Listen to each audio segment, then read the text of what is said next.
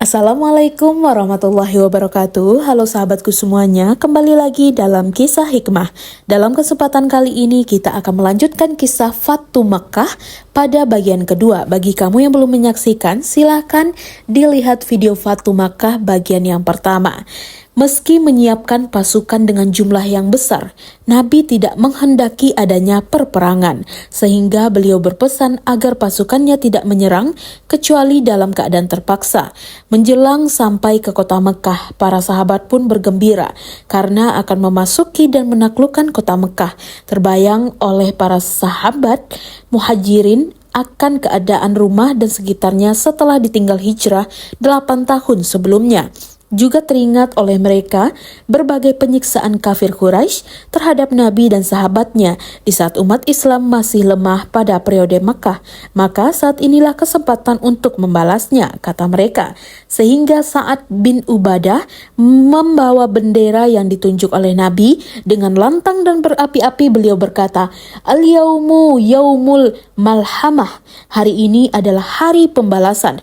Namun Nabi tidak senang dengan sikap Sa'ad, lalu meminta Ali bin Abi Thalib untuk menegur Sa'ad dan mencopotnya sebagai panglima dan digantikan dengan anak Sa'ad bin Ubadah, yaitu Qais bin Sa'ad bin Ubadah yang berkarakter lebih lembut. Dan Nabi pun berkata dengan penuh haru, "Al-yaumu yaumul marhamah." Hari ini adalah hari kasih sayang. Baginda Rasulullah SAW sudah berada 4 mil dari Makkah. Rasulullah SAW lalu membangun perkemahan dan menghidupkan api. Sebanyak 10.000 kaum muslimin semua menghidupkan api pada waktu yang sama. Pada masa inilah paman Nabi SAW, Al-Abbas, masuk Islam. Abbas berdiri dan berhijrah kepada Nabi SAW, dan dengan Islamnya Abbas, Baginda SAW saat itu sangat bergembira. Melihat besarnya pemandangan yang ditunjukkan dari adanya nyala 10.000 api mengejutkan Abu Sufyan dan membuatnya takjub. Dia penasaran dengan besarnya pasukan yang ada tersebut. Abu Sufyan penasaran dan ingin mengamati pasukan tersebut. Menjelang mendekati perkemahan pasukan muslimin hingga ia bertemu dengan Abbad yang sedang berkeliling. Dengan perlindungan Abbas, Abu Sufyan kemudian bertemu dengan Rasulullah SAW, dan pada akhirnya Abu Sufyan bin Harb juga memeluk Islam. Dengan masuk Islam dan bergabungnya beberapa tokoh Quraisy dengan kaum muslimin, di antaranya Abbas bin Abdul Muthalib, Abu Sufyan bin Harb, Abu Sufyan bin Haris sepupu Nabi SAW, dan Abdullah bin Abi Umayyah radhiyallahu anhu yang dulunya bersama Abu Jahal yang menghalangi Abu Talib mengatakan syahadat, menjadikan kekuatan Quraisy menjadi berkurang dan tidak berdaya lagi. Rasulullah SAW kemudian memerintahkan Khalid bin Walid dan pasukannya memasuki wilayah Makkah melalui Kada. Zubair dan pasukannya memasuki Makkah melalui bagian Kada hingga ke Hajun, dan Abu Hubaidah serta pasukannya memasuki melalui lembah terus menuju Makkah. Orang-orang Quraisy berusaha menghadang dengan pasukan seadanya di bawah pimpinan Safwan bin Umayyah, Ikrimah bin Abu Jahal, dan Sahal bin Amr. Namun usaha mereka sia-sia karena ketentuan Allah telah ditetapkan bahwa hari itu Rasulullah akan memasuki Masjidil Haram dan berjaya serta tak tertandingi. Baginda Rasulullah SAW lalu membebaskan kota Mekah dengan ketenangan. Setibanya di Mekah, Nabi memasuki kota kelahirannya ini dengan sikap yang penuh tawadu, menundukkan kepala sambil membaca firman Allah, "Sesungguhnya kami telah menganugerahkan kepadamu kemenangan yang nyata." Surah Al-Fath ayat 1. Nabi terus berjalan hingga sampai di Masjidil Haram, kemudian melakukan tawaf dengan mengendarai unta sambil membawa busur untuk menggulingkan berhala-berhala di sekeliling Ka'bah yang ia lewati. Ratusan berhala yang berada di dalam maupun di luar Ka'bah yang dihancurkan dan menghapus gambar-gambar di dalamnya sambil membaca firman Allah, "Kebenaran telah datang dan kebatilan telah lenyap. Sesungguhnya yang batil itu pasti lenyap." Surat Al-Isra ayat Kemudian Nabi sholat 2 rakaat. Seusai sholat, kemudian mengitari dinding bagian dalam Ka'bah dan bertakbir di bagian pojok-pojok Ka'bah. Sementara orang-orang Quraisy berkerumun di dalam masjid, menunggu keputusan Rasulullah.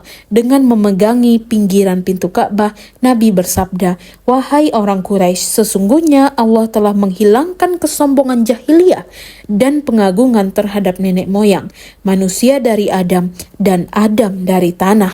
Wahai orang Quraisy, apa yang kalian bayangkan tentang apa yang akan aku lakukan terhadap kalian?" Mereka pun menjawab yang baik-baik, "Sebagai saudara yang mulia, anak dari saudara yang mulia."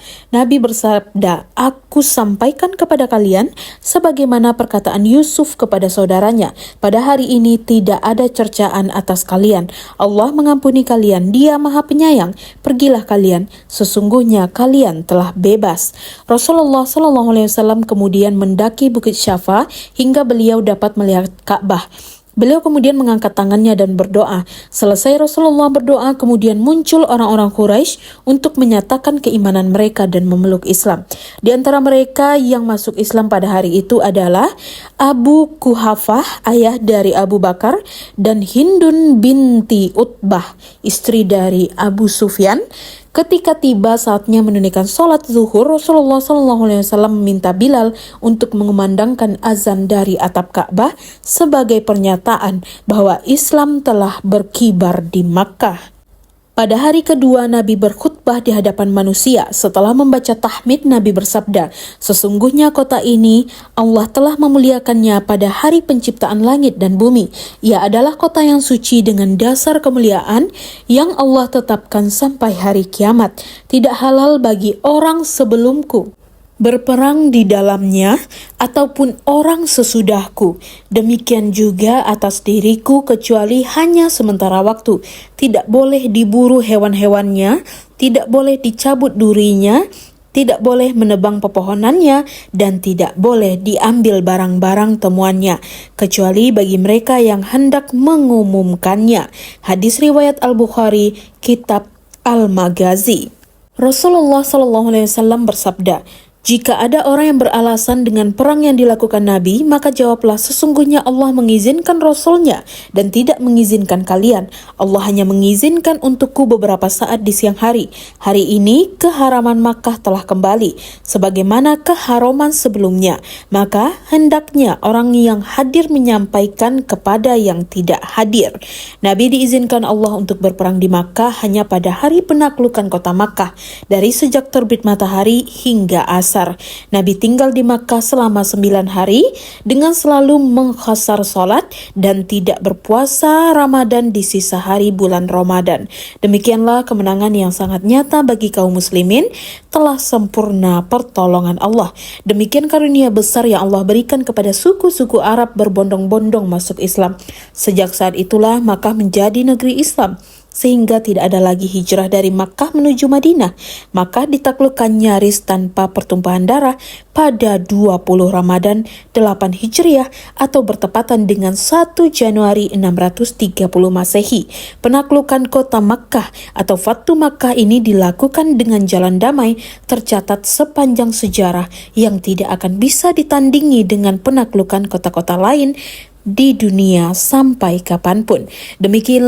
Demikianlah kisah pada kesempatan kali ini. Semoga kita dapat mengambil hikmah dari setiap kisah yang telah disajikan. Sampai jumpa di video berikutnya. Assalamualaikum warahmatullahi wabarakatuh.